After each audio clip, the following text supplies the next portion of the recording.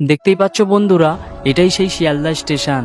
কিছুদিন আগে এখানে বিভিন্ন ধরনের দোকানপাট ছিল, আজ সমস্ত দোকান এখান থেকে সরিয়ে দেওয়া হয়েছে। স্টেশনটা পুরো এখন পরিষ্কার এবং সাফা হয়ে গেছে।